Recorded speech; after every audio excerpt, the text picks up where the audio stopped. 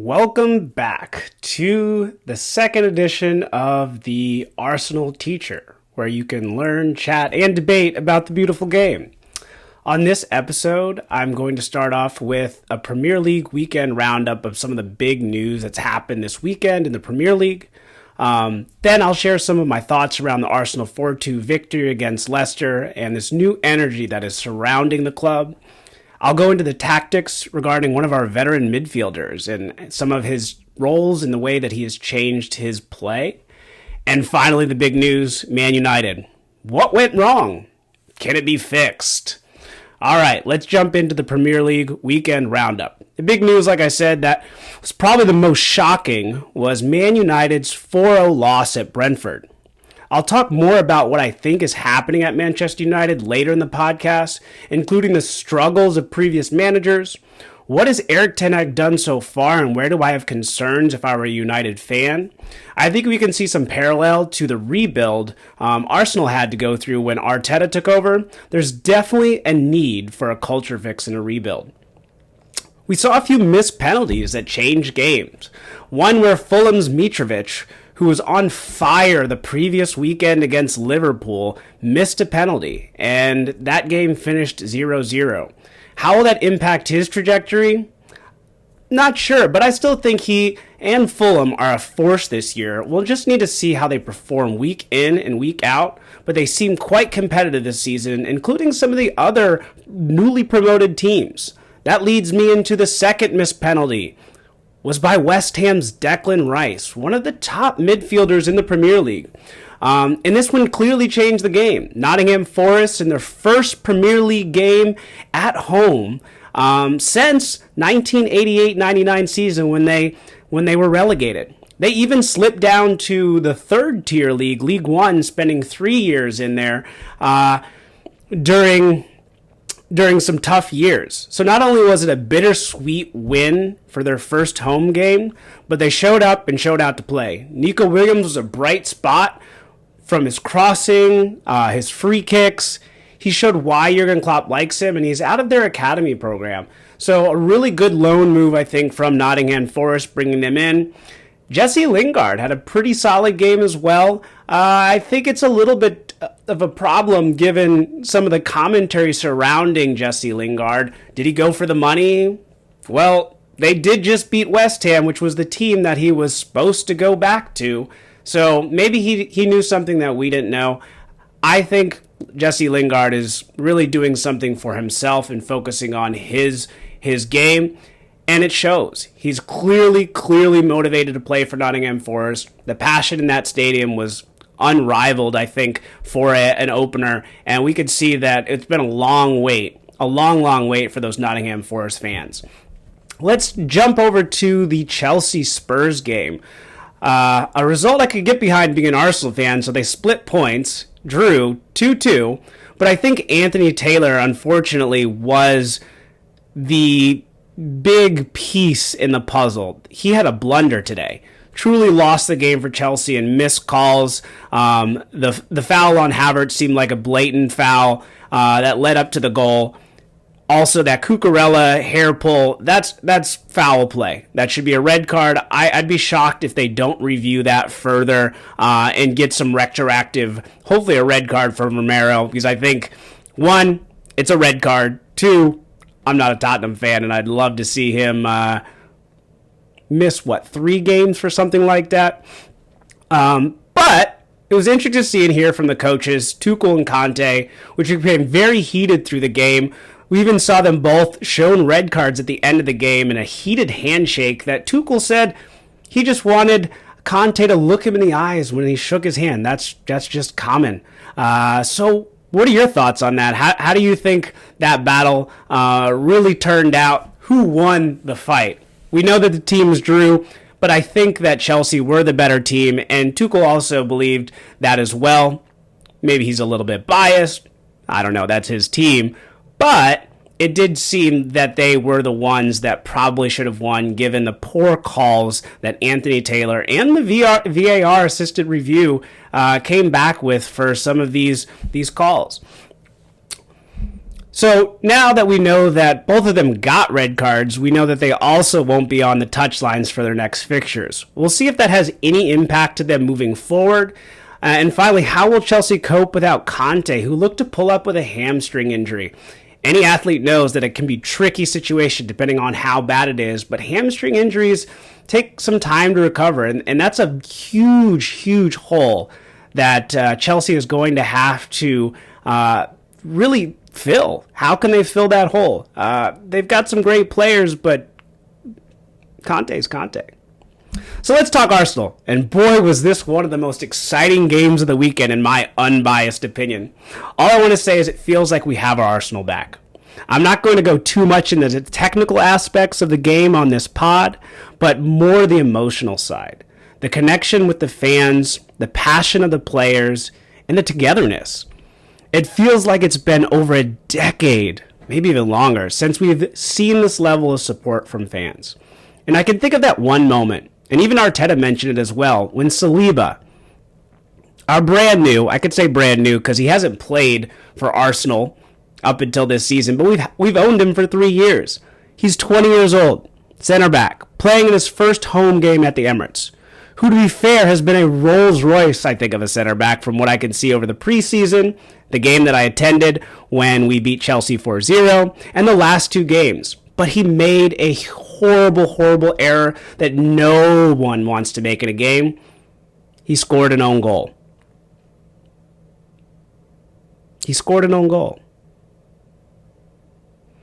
And that error came, especially knowing that Jamie Vardy, was running off his back shoulder. The fans, however, in this case, cheered and clapped for him every time he touched the ball after that. That's not what we've seen in the past. And Arteta, in his interview, makes note of that. He says the same thing. All of my footballing career, I've never seen a reaction like that from the fans after a player making a mistake like an own goal. So days are gone of the Mustafi-like blunders where fans were split on how to react to such a mistake. The fans now are all on the same page and invested in these players. We can see that they care. I think we can all see they have pride in wearing the Arsenal jersey. And that is a huge change from what we've seen in our recent past. Zinchenko celebrates the VAR overturn of Ramsdale's possible PK.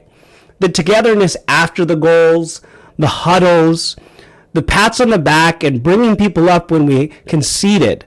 You can see it and you can feel it. No one is hung out to dry on this team, and there's a togetherness. As anyone knows, every player will make a mistake. It's not about if, it's about when.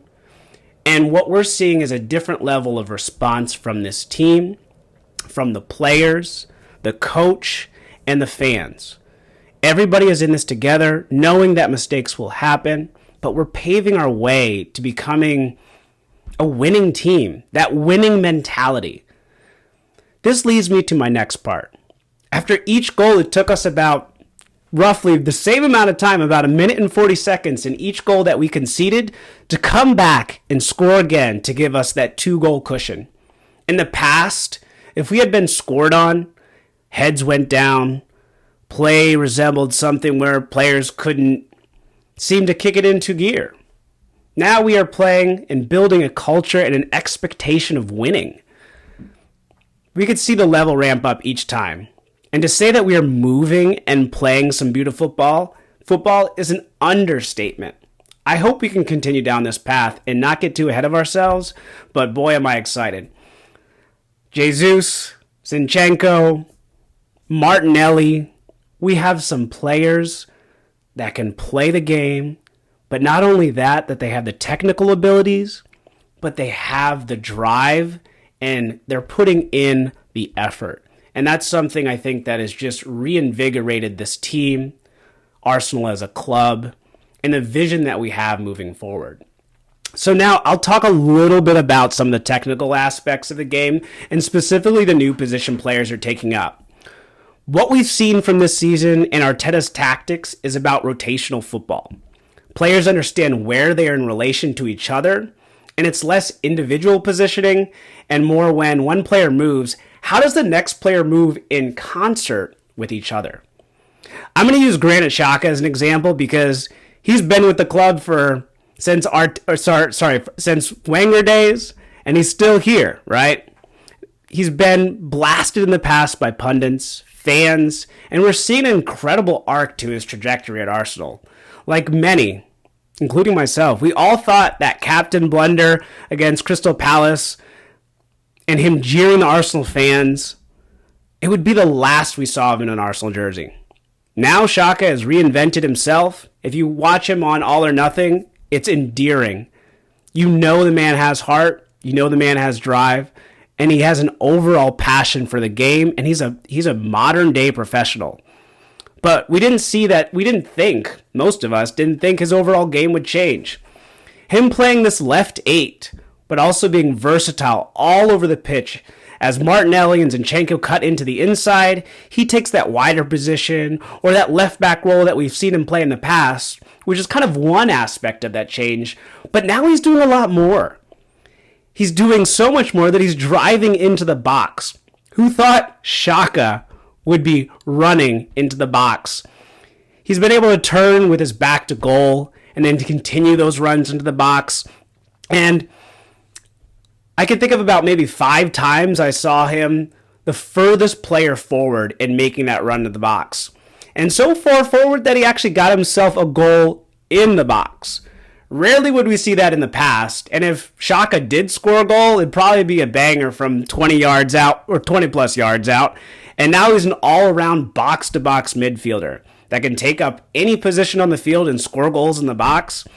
This is a new Xhaka that we're seeing, and I think we've always thought that he might be the weakest link, but we're seeing something new, and it's exciting because when you see a player that's been around for a long time and hasn't changed much, and then you can see his trajectory now, it's something to get excited about because we know that we're looking for additional players in that position, but Xhaka's doing a heck of a job. So, let's move on. I think I could talk endlessly about probably Gabriel Jesus, but I'm going to just leave it at this. He transforms our team. The way we play, the energy we have in the press up top, and his first goal, man, world class. Even though it may have taken a slight deflection, his vision and that turn against Evans to shake him, that was another opportunity. Unfortunately, he didn't get his hat trick, but we have a humble, passionate, and exciting forward that seems to have found himself and is happy playing in the color and the badge of Arsenal. I hope you have him on your fantasy team if you play the fantasy game, because I sure do, and he gave me a lot of points. And he's pretty cheap. Let me know your thoughts on what I've just spoken about. I really want to know, what do you guys think about this new season? Where do you think Arsenal's going to land? Where's your team going to land?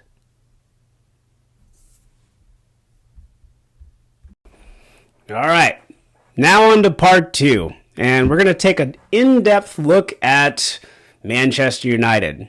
The most winning club in all of English football was battered, absolutely battered by Brentford. Let that sink in. It was 4-0 in about 35 minutes. I think it was the 36th minute. So they were averaging a goal every 9 minutes. That's crazy. However, I do have some sympathy for United, because as an Arsenal fan, I'm surely used to this idea of a rebuild and being patient or trusting the process. Man U have always been known to have spent money, and after Sir Alex, they've gone through managers like used toilet paper. David Moyes, who's been excellent at West Ham, top coach, couldn't stay, couldn't hang. Louis van Gaal, one of the most winning coaches internationally and in league cups and league play, a tried and proven coach, couldn't overhaul Man United after Sir Alex. The chosen one, Mourinho, who at one point said getting second place with Man United was one of his biggest achievements. It sounds like, or it feels like, and I think we can kind of understand that a bit more after seeing and witnessing what's happening. And we saw Gunnar Solskjaer attempt to take this team forward. It's been manager after manager after manager, a revolving door. Then Ralf Rangnick took over and finished the lowest they finished in the Premier League era last year in 7th place. And they would have finished much lower, I think, without some magnificent forward play and hat tricks and game-winning goals from Ronaldo. And we'll get to Ronaldo a little bit later because he's, I think, part of the problem here with Manchester United. But now, they don't have European competition. They're completely out. And Rangnick did a full assessment of Man United and knew what was required. And he was stating it publicly and clearly. It was clear they needed a full overhaul. Most people who are watching it could see this. But it's here, this is what's funny. They didn't take the advice of the person, the consultant, Ralf Rangnick,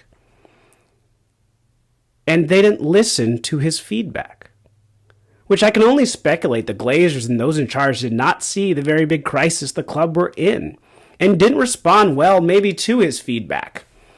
In the end, it seems like he had very little control, Ralf Rangnick, and I believe that's probably why we saw him leave and cut ties with the club. Let's talk about the signing of Ronaldo, which was not his doing. And whether it was more of a marketing play or maybe a footballing move, only they can answer that, but it seems to now have come back to bite them. Ronaldo is not happy. He's used to winning. He's used to winning all the big trophies. He's used to being on the winning team. 4-0 to Brentford was not something that he signed up for. So let's talk about Erik ten Hag, who was a winning coach at Ajax in the Dutch league with a club that had been winning for years. Ajax is probably the best team in the Netherlands in that Dutch league. Their youth academy and the first team have always had a cohesive playing style that has worked for decades in the league. The club is used to winning, and so is Erik.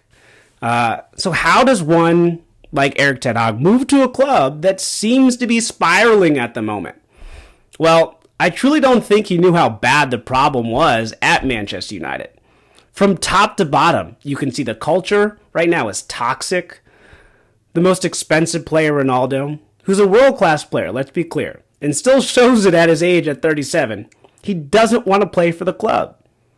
He wanted out this summer, not showing up for training camp, but giving his salary and the market, he's stuck at this club. So they have to find a way to bring him in. And it's not that I don't believe that they can bring him in, but the culture right now is toxic. So let's try and analyze this situation from the owners down to the players. Man United has always had money. They've always been able to bring in the most expensive players due to their finances and their colossal reputation, let's be clear. But having money in this game is not enough to win trophies. And I think we're seeing that in many aspects, and Man United is a great example of this. Ever since Ferguson left, they've been out of sorts, buying players for positions without a cohesive system. And that's why it's always challenging when you have, at this point, they had 8 different coaches in the last 10 years, if you include the interim of Ryan Giggs and Michael Carrick. Since Ferguson left, 8 different coaches in 10 years. How can you build a team and a system when there's no linear path to what it is they are trying to do? No vision. How are they going to create a playing style? And the players that are required for that playing style and that system. What we are seeing now is a team with high wages that has little to no balance, especially in their midfield with Fred and McTominay, which are just glaring issues.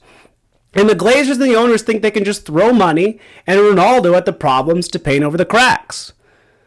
This is a farce, and now we can see the impact it's having. Man U is in free fall. It's going to get worse before it gets better. They need to get rid of a lot of players that have been at the club for too long. Martial, Rashford, they need new challenges. Maguire is not the center back. He's not the center back. He makes tons of errors. He might be good going forward and passing, but from a defensive standpoint, he is not a quality center back that is going to get Manchester United to the promised land. Most folks knew that. And he was way overpaid. So props to Leicester for doing the business on Manchester United. And now, when a team is in this position, free falling, bottom of the table, no Europe, unhappy fans, unhappy players, a manager that still doesn't seem to know how to make the right changes, and not saying he won't be able to, but this is a big job, and this is going to take time. But right now, they can't even attract the top talent anymore. When you have a club that is falling, who wants to join that club? Who wants to be part of that rebuild when there's no vision? Who wants to be a part of that club when you've got tons of puzzle pieces, but they're from different puzzles because you've had 8 different managers and their puzzle was different than the next manager's puzzle? A great example of the fact that Manchester United doesn't have the same pull that they had in the past is Frankie de Jong. He did not want to come this summer. They were begging for Frankie de Jong to come to their club. But who wants to play for a club at this stage of the rebuild? You know, we saw Arsenal in a similar position pre-Arteta, and the patience that was required to get to this phase in our rebuild. We are still, Arsenal, in a rebuild, trying to get players off our books. We had to terminate contracts and basically pay players to leave because of their wages and contracts. And either Man U is going to have to try to rebuild with players they have, which I don't think is actually going to happen, or they're going to have to get these players out in a very creative way, which will be a financial loss given their wages and contracts. This is the hard part from a Premier League standpoint, is there's so much money in this league that when a player is making $300K a week, they don't want to go to another league to make less when they're under contract. And the other teams, like in Italy, France, Spain, they don't have the wage structures nor the finances to take on these players. And why would they? They haven't been performing for years now, and many are losing value as they continue to play minutes in a Manchester United jersey. So what's next for Manchester United and Erik ten Hag? Will they be the laughing stock? Will they be able to win a game? Can they turn it around? Right now, the Premier League is pretty competitive, and I don't see any sort of positivity surrounding this club. I don't see any vision. I don't see any tactical adjustments that are like, yeah, I can see what you're trying to do. When I look at Erik ten Hag, he looks like a man that's lost and drowning in criticism and the size and expectations of a club like United. And I feel for him. I honestly do. I feel for United fans because, like all of us, it's hard to see your team in free fall, knowing it's happening and not having any power to do something about it. So like I said, I think we're going to see this Man United team get worse before it gets better. Erik ten Hag has to figure out how to stop the bleeding first. The culture in the club needs to change. The leadership needs to align with one coach and see the vision through. The Premier League has always been so quick to sack managers. Maybe we're entering a new phase where it really is going to require patience and one vision that is aligned top to bottom. Owners, directors, managers, players, fans. They all have to be aligned for this club to operate. And I can see this even more so after seeing how Arsenal had to rebuild their team. Our fans were not on the same page. We're questioning the owners. We didn't understand the way of play. We didn't understand the players. The players didn't want to play for the team. They just laughed off their losses. When Arsenal players in the past lost in this last decade, they didn't care. Now, I'm not saying that's what's happening here at Manchester United, that they don't care. But I can tell you that these players together are puzzle pieces from different puzzles. So, what's next? Well, I would say if you're a Manchester United fan, it's going to require patience, a lot of prayer, and maybe sometimes turn off the games because this could get ugly. And I don't want that to happen to Manchester United, but I don't see that not happening in these next few games. I think they play Liverpool next. That's going to get ugly. Well, Liverpool has had their struggle too. They didn't play very well against Fulham. So we'll see what happens. What are your thoughts? How can Manchester United recover? What's it going to take? Where will they finish in the table this year?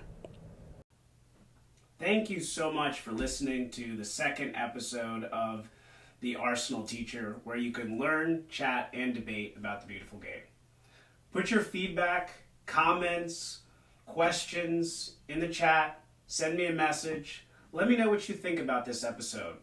What would you like me to cover on future episodes? If you're new to the sport, how can I help you get involved with the Premier League? Maybe finding a team to support. What are your thoughts on the tactical breakdowns? Let me know what you'd like to see, what you'd like to see more of. Would love to hear your comments and your thoughts. Feedback is also welcome. Feedback, in my opinion, is a gift. So thank you so much for listening to The Arsenal Teacher, where you can learn, chat, and debate about the beautiful game. And finally, up the Arsenal.